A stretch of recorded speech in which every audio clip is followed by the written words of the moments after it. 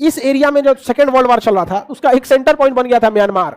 Myanmar पे Japan ने एक साइड से कब्जा कर लिया, एक साइड में अंग्रेजों ने। समझ में आ गया कि नहीं आ गया? अब सुभाष चंद्र बोस पहुंच गए कहां पे? म्यांमार में। वहां कहां पहुंच गए? म्यांमार में।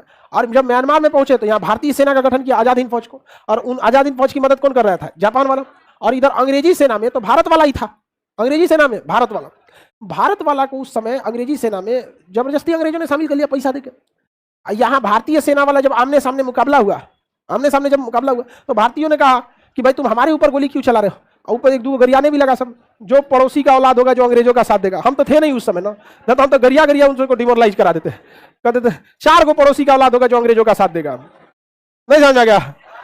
कभी कभी हथियार से ज्यादा ना मतलब जुबान भी काम कर देता है। समझा गया कि नहीं? क्या उसके फैमिली वाले का जीना मुश्किल कर देता है। तब रे ते अपने बापे का है कि अंग्रेजवा का है? नहीं समझा गया? और कोच कोच के उसको डिमोरलाइज कर देता आदमी, कहते थे अंग्रेज ले बंदूक अपन, हम निकलते नौकरी छोड़ के आजाद हिंद फौज ज्वाइन करेंगे। किसका? सुभाष चंद्र बोस है कि नहीं यहाँ पे? और इनको कहा भाई असली शेर ये है सुभाष चंद्र बोस के साथ जो आजाद हिंद फौज के लड़ रहे हैं, ये अंग्रेजों का ये सब है, सब ये सब क्या लड़ेगा सब हम लोग से। तो यहां से सुभाष चंद्र बोस अपनी सेना लेके किधर बढ़े? म्यांमार साइड, म्यांमार से बढ़े और इम्फाल में उन्होंने पूरी तरह से क्या कर लिया था? कब्जा कर लिया था। और यहीं पे पूरी रणनीति बनाए थे। अंग्रेज इसमें इतना मारे गए थे सब कि कोहिमा को द्वितीय विश्व युद्ध का कब्रिस्तान कहा जाने लगा। इधर से जापानी मार रहा था सब, इधर से सुभाष चंद्र बोस मार रहे थे। और कहां तक पहुंच गए थे? इम्फाल तक। और ये कहां डटा था सब? कोहिमा तक। अब कोहिमा डटा था, इधर से मार मार कर इतना मरे लोग वहां पर, इतना कि अंग्रेज इसको कब्रिस्तान कहा जाने लगा। बाद में जापान के ऊपर परमाणु बम पटक दिया अमेरिका। जापान का हम खुदे पगला गए, तो सुभाष चंद्र बोस आपकी मदद कहां से करेंगे? तब तक उनका विमान भी क्या हो गया? दुर्घटनाग्रस्त हो गया। समझा गया कि नहीं? ऐसे कहानी वगैरह में देखिएगा तो ऐसा लगेगा ना कि भीमराव अम्बेडकर, सुभाष चंद्र बोस और महात्मा गांधी में नहीं जमता था। ऐसा नहीं है, जमता था। समझा गया? जैसे अभी के समय कैसे मैथ का टीचर, इंग्लिश का टीचर, जीएस का टीचर, सबके फील्ड अलग अलग है, सबके तरीके अलग है। वही एक आदमी गरम दल, एक आदमी नरम दल, एक सामाजिक सुधारक, सबका बैच अलग अलग था ना। ऐसा नहीं था कि दुश्मनी था उन लोग, ऐसा कहीं नहीं था। लेकिन बवाल कर देता है ऐसा दुश्मनी पे। ऐसा हो गया कि उनकी मतलब जो पोती थी उनको आके सफाई देना पड़ा कि मतलब सुभाष चंद्र बोस ऐसे नहीं थे। राजनीति में सोच मुर्दा गौरव उठा ले आता है सब। तो ये देखिए ना, सुभाष चंद्र बोस की फौज किस राज्य से एंट्री मारी थी? हाँ, किधर से? मणिपुर से। मणिपुर की राजधानी कहां से? जब इम्फाल पहुंच गए लोग तो इन लोग का हिम्मत बढ़ गया। आजाद हिंद फौज का हिम्मत क्या हो गया? बढ़ गया। यहां से कहे अब तो रुकबे नहीं करेंगे, अब सीधे कहां चल रहे हैं? दिल्ली। तो आजाद हिंद फौज का नारा क्या था? दिल्ली चलो। कहां चलो? दिल्ली। अंग्रेज सब बेचारा भागने लगा, सब अंग्रेजिया में उतरे थे, मार के मुआ दिया सब। अभी अफगानिस्तान में उतरा था, जमीन पे मार के मुआ दिया सब। ये जो गोरका गोरका अंग्रेज है सब, ये केवल हवाई लड़ाई लड़ सकता है क्योंकि इनके पास टेक्नोलॉजी है, कलेजा नहीं है। तो यहाँ भारत से लड़ो, यहाँ पे प्यास लगेगा तो बिस्लरी का पानी खोजेगा अंग्रेजवा। भारत वाला कहियो हटा नदी पोखरा कुछ ले पानी पी ले, मार ससुरा के यहाँ पर। जो लड़ाई के मैदान में ब्रेड खाता है सब, बताओ भारत वाला को ब्रेड कहाँ चल जाएगा पता नहीं चलेगा। किसी को नाश्ता करा तो ब्रेड तो मने मन गरिया दूध तूने बच्चा समझ लो हमरा। कौन सी खिला दिया आप? पेट भरेगा जी ब्रेड में? जब तक 7-8 रोटी बढ़िया से ना हो, बढ़िया 6-7 पराठा भुजिया ये सब दाब के खाओ, तहिया के एकदम रखो, तब लगता है हाँ 6-7 घंटा का माइलेज देगा गाड़ी। समझा गया कि नहीं? आगे बढ़ जाए। बगावत कर दिया जितने भारतीयों को लगा। देखिए उस समय जो भारतीयता जगाने वाली बात थी, उस समय जिनको जिनको लगा उन्होंने अंग्रेजों को धो दिया। मंगल पांडे भी भारतीय अंग्रेजों के साथ थे। बाद में मंगल पांडे को एहसास हुआ कि ससुरात नहीं थे, हमारा यूज करेगा, ले बंदूक उठाए धो दिए यहाँ पर। और सब अंग्रेजों के लिए सबसे बड़ा सरदार थे कौन? आजाद हिंद फौज वाले। क्योंकि आजाद हिंद फौज वाले सादा वर्दी में भी थे और आजाद हिंद फौज की प्रेरणा से अंग्रेजों के फौजी भी उसी में थे।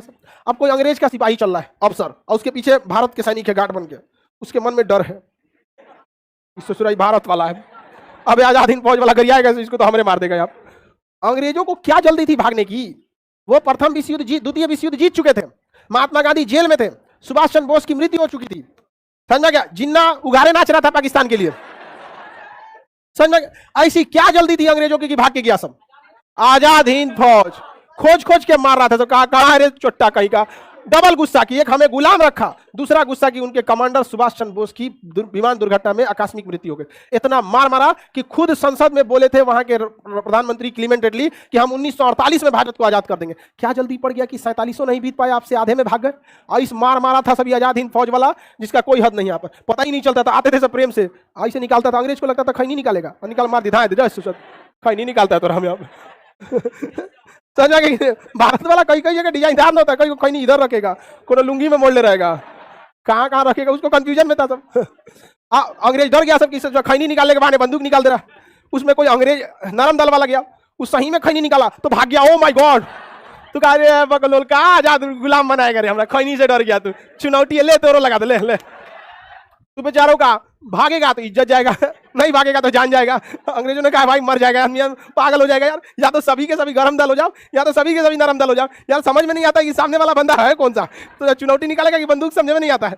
पागल हो गया सब अंग्रेज। एक तो यहाँ की भाषा नहीं समझ में आती थी उनको, बंगाल में गया तो बंगाली बोला, बिहार में क्या कर रहे हो गोरखा, क्या करते रहो यहाँ और कुछ दूर पे उन सबकी भाषा ही चेंज।